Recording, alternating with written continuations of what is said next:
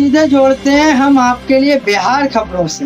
बिहार की किस प्रकार की खबर है तो अवगत कराना चाहेंगे और खबरों का सिलसिला शुरू करते हैं। जैसा कि थोड़ा सा हम आपके लिए बताने का प्रयास करेंगे, बिहार में सेमीकंडक्टर की कंपनी खोलकर पछता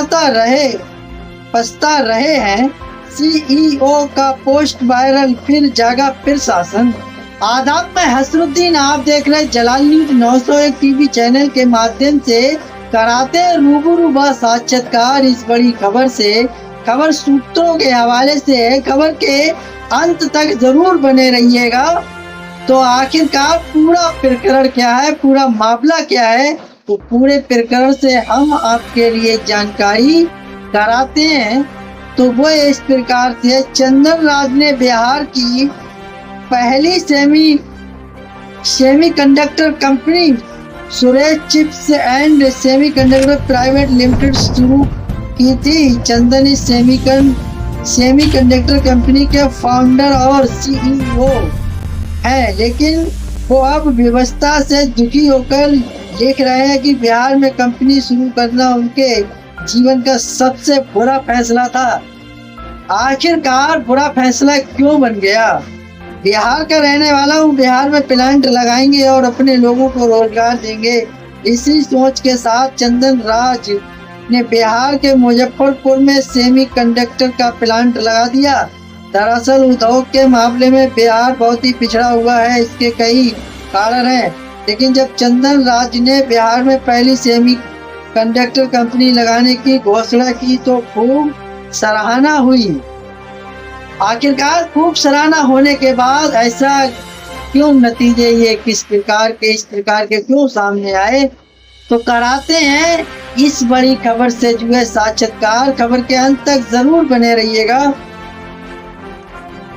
लेकिन अब खुद चंदन राज से अपने फैसले पर पछतावा कर रहे हैं। सोशल मीडिया प्लेटफॉर्म एक्स पर यानी ट्विटर पर चंदन राज का एक पोस्ट तेजी से वायरल हो रहा है। वो लिखते हैं कि बिहार में सेमीकंडक्टर प्लांट चलाना उनके लिए सबसे मुश्किल काम है। चंदन राज ने लिखा कि उन्होंने सरकारी अधिकारियों की बेरुखी के कारण कई प्लांट खो दिए हैं। बता दें, चंदन राज ने बिहार की पहली सेमीकंडक्टर कंपनी सुरेश चिप्स एवं सेमीकंडक्टर प्राइवेट लिमिटेड शुरू की थी।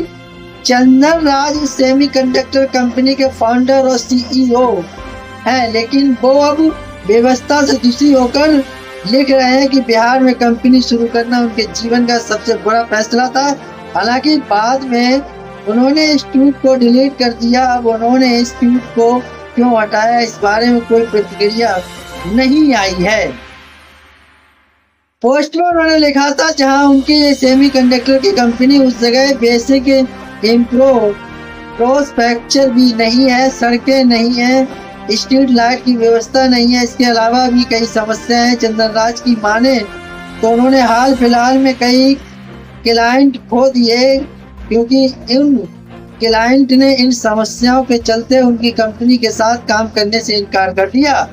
तस्वीरों में भी आप देख सकते हैं कि चंदन का जहां ऑफिस है वो रास्ता काफी खराब है, सड़कें बदतर स्थिति में है। उनका कहना है कि पिछले कई साल वो इंफ्रास्ट्रक्चर जैसी समस्याओं को लेकर सरकारी दफ्तरों के चक्कर काट रहे हैं, लेकिन समस्याएं दूर नहीं हो रही हैं। ऐसे में यहाँ सेमीकंडक्टर कंपनी चलाना उनके लिए चुनौती साबित हो रही है।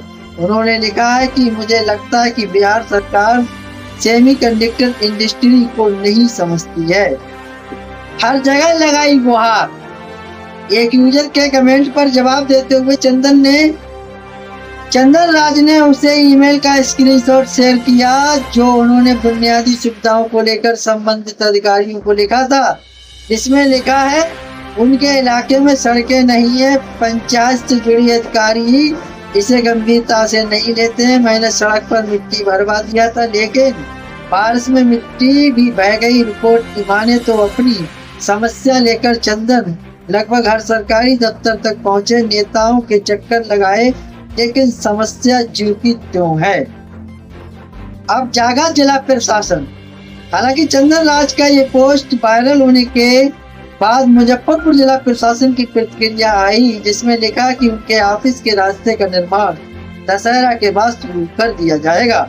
जिला प्रशासन ने अपने एक्स अकाउंट पर लिखा है, मुख्यमंत्री क्षेत्र विकास योजना अंतर्गत वित्तीय वर्ष 2024-25 में उक्त पथ के निर्माण कार्य की प्रशासनिक स्वीकृति पूर्व में ही दी जा चुकी है। दशहरा के तुरंत बाद उक्त पथ का निर्माण कार्य प्रारंभ करा दिया जाएगा। इस पोस्ट के बाद चंदन ने जिला प्रशासन का धन्यवाद किया है। जानिए कौन है चंदन कुमार। मूल रूप से बिहार के रहने वाले चंदन राज ने उड़ीसा के Biju Patnaik university of technology BPUT से इलेक्ट्रॉनिक्स और कम्युनिकेशन में ग्रेजुएशन की है। इसके बाद उन्होंने सैमसंग इलेक्ट्रॉनिक्स, इंटेल में, मलेशिया और इजराइल में, रोमानिया में सिलिकॉन सर्विस SRL और संघाई में नोकिया, बेल लैब्स समेत कई कंपनियों में जॉब की। इन कंपनियों में सीनियर पद पर रहे। फिर उन्होंने जॉब छोड़कर दिसंबर 2020 में बिहार के मुजफ्फरपुर में Suresh chips and semiconductor private limited की स्थापना की। एंड्रॉइड IPO इंतजार खत्म, कल से खुलेगा देश का सबसे बड़ा IPO। पैसे रखे तैयार। दोस्तों, संबंधित खबरों से हम आपके लिए अवगत कराना चाहेंगे। संबंधित खबरें वो होती हैं कि साथ में कोई खबर उससे रिलेटिव हो, तो जरूरी नहीं है तारीख आगे पीछे भी हो सकती है, पीछे की भी होती है, बहुत पीछे की भी होती है।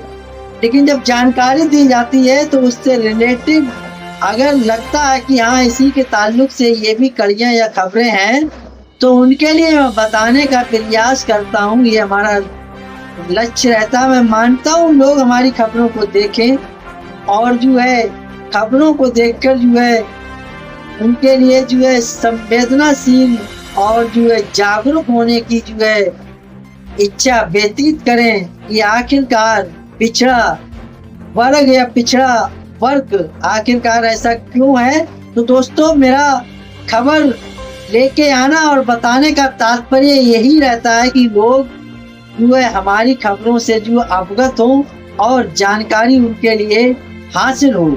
तो आगे जो भी हमारे पास खबर की जानकारी है तो उसे हम शेयर करने का प्रयास करेंगे, बताने का प्रयोग करते हैं। किस प्रकार से है, प्रयोग तो नहीं है, प्रसारित करने का जो है हम आपके लिए अवगत कराते हैं इस खबर से, वो किस प्रकार है।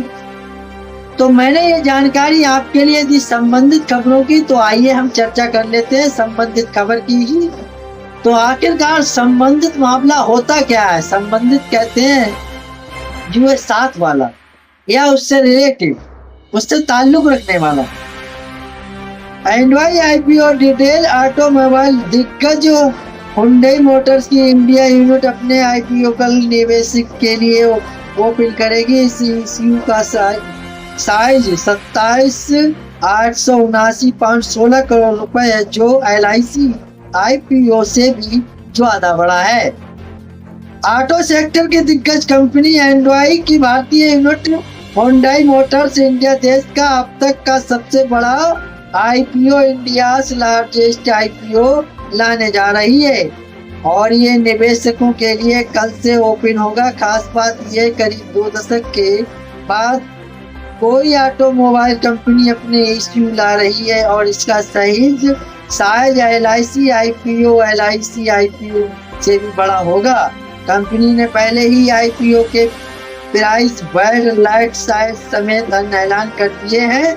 अगर आप इस इश्यू में पैसे लगाने का प्लान बना रहे हैं तो फिर पहले इससे जुड़े तमाम डिटेल्स जान लीजिए जो इस प्रकार हैं। कल 15 अक्टूबर LIC का रिकॉर्ड टूटने वाला है और देश का अब तक का सबसे बड़ा एंड्रॉइड IPO निवेशक के लिए ओपन होने जा रहा है। इस इश्यू के जरिए ऑटोमोबाइल दिग्गज मार्केट से 27,870,516 करोड़ रुपए है। ये साइज साल 2022 में आए भारतीय जीवन बीमा निगम यानी LIC के IPO से 6,870,516 करोड़ रुपए बड़ा है। जी हाँ, LIC IPO का आकार 21 21,000 करोड़ रुपए से हुंडई मोटर्स इंडिया अपने इस इश्यू के जरिए कंपनी 10 रुपए की फेस वैल्यू वाले 142,194,700 शेयर बिक्री के लिए पेश करेगी। बता दें कि कंपनी ने एंकर इन्वेस्टर्स 8,315 पाउंड 28 रुपए जुटाने की योजना बनाई है। कब तक लगा सकेंगे द हुंडई मोटर्स इंडिया का आईपीओ कल यानी 15 अक्टूबर 2024 को सब्सक्रिप्शन के लिए ओपन होगा और इसमें निवेशक 17 अक्टूबर तक पैसे लगा सकेंगे। अलॉटमेंट प्रोसेस के लिए 18 अक्टूबर तो रिफंड प्रोसेस के लिए कंपनी ने 21 अक्टूबर की तारीख तय की है। अगर लिस्ट वालों में डिमांड की है। इसके अलावा इसी तारीख पर बोली लगने वालों के डेबिट अकाउंट में शेयर भी क्रेडिट कर दिए जाएंगे। अगर लिस्टिंग की बात करें तो इसके लिए जो है संभावित तारीख 22 अक्टूबर तक की गई है।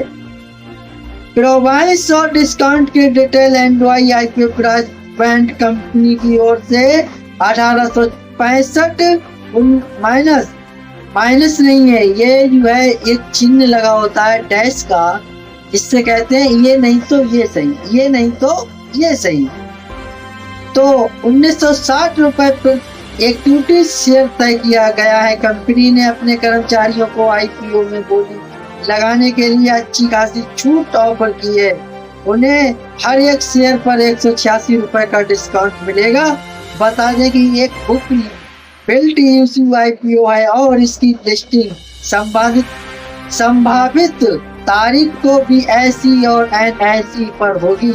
इतनी रकम लगातार बने मुनाफे में पार्टनर इस आईपीओ के तहत 7 शेयरों का लॉट साइज तय किया गया है, यानी किसी भी निवेशक को कम से कम इतने शेयर के लिए बोली लगानी होगी।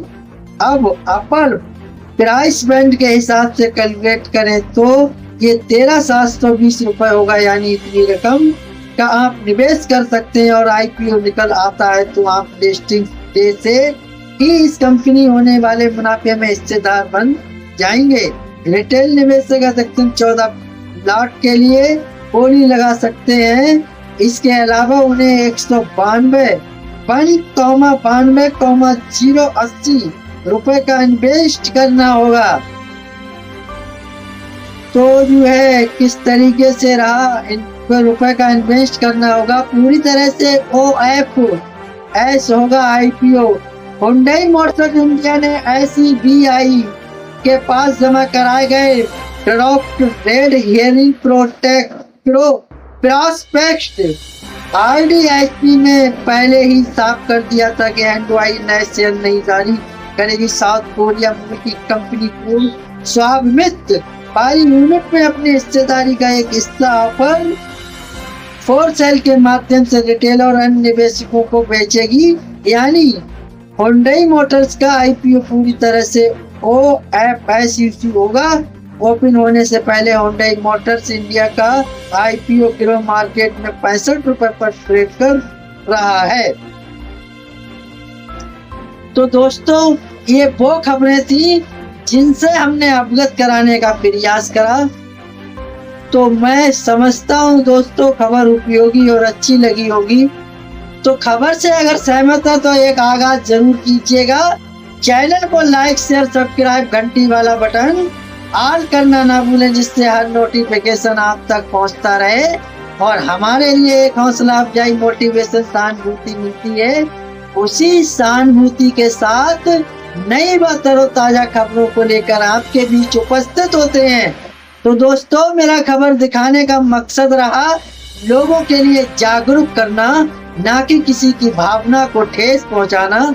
तो खबरों में हमारे साथ बने रहने के लिए हमारे चैनल जलाल न्यूज 901 के लिए सब्सक्राइब करें, जिससे तमाम छोटी बड़ी खबरें आसानी से मिल सके। जय हिंद।